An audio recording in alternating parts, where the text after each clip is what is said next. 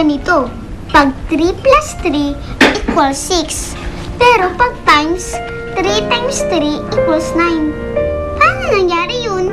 Kasi Kalila, pag nagdaglas ka, dinadagdag mo lang. Pero pag times, ilang beses mo inuulit. Example nga. Sige, ito 2, 3 plus 3. So, yan. Yan So, ilan yan? 1, 2, 6! 6 lahat yan? Tama. Pero, Tonton, pag multiply, eto, kukuha pa ako ng 3. Thank you. Tama na. Kuha pa ako ng 3. So, eto. So, 3 times 3 equals 9! Biliro pala, Jennifer! Tama ka? Ay, naku mga gabi. Hindi ko sasagot. Sir, nagkakamali ho kayo. Hindi ho ako nagbabayad ng lalaki. Teacher ho ako. Tumahimik ka na. Huling-huli ka na namin sa akto. Ano akto?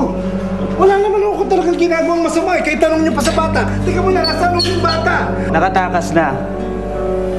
Kung gusto mong makalaya, magpersa ka.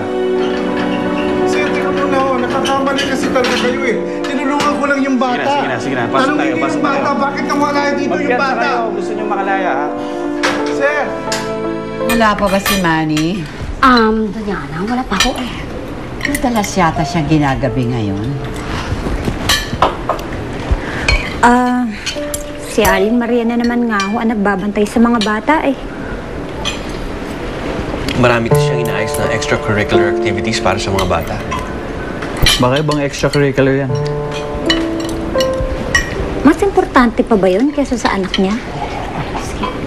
Eh, nag-iisa nga yung bata sa bahay nila oh. Tsaka isa pa, si Lola Ana naman na nagpapaaral kay Jennifer, di ba? Eh, dapat lang naman na hindi niya iasa lahat ng gastusin kay Lola Ana eh. Ako, kahit dito ako nakatira, nag-iipon pa rin ako para sa future ni Kalila. Mahirap na, no? Hindi naman habang boy sa sweating kami. Sir Jacob, phone call po. Sino? Huwag po. Hindi po sinabi.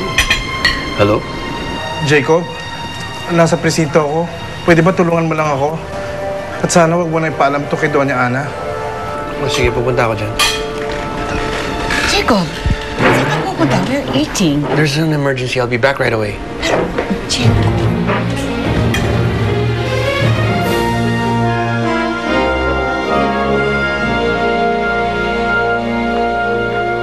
Oh, saan mo naman nakuha yan? At saka bakit ba tinitignan mo pa yan? Alam mo, kapag yan hinanap ni Jacob, nako, award ka na naman yan. Eh, susoli ko rin naman. Tinitingnan ko lang kung paano pumorma tong Sandra na to. Malang naman pala. Ano ka ba naman? Tsaka na nga yan, Lynette. Ano na bang balita dun sa kontak mo? Nahuli na si Manny. Nakakulong na siya. Doon nga papunta si Jacob eh. Eh, paano kung hindi yun makarating kay Lola Ana? Napapansin ko lang kasi, medyo malapit na yung money niyan sa Jacob na yun. Claire, hindi lang naman plan A ang meron tayo. Meron din tayong plan B. Masyado mo akong pinapabilib, Lynette. Sige lang. Basta ituloy-tuloy mo lang.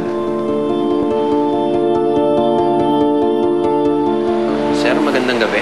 Andito po ba si Manuel Mejia? Ikaw ba yung magpapiansa sa kanya? Opo. Ay, pakiperma mo na to. Tapos i-assist ka nung kasama ko. Bro, pakisama ko, sir. Okay. Thank you, sir.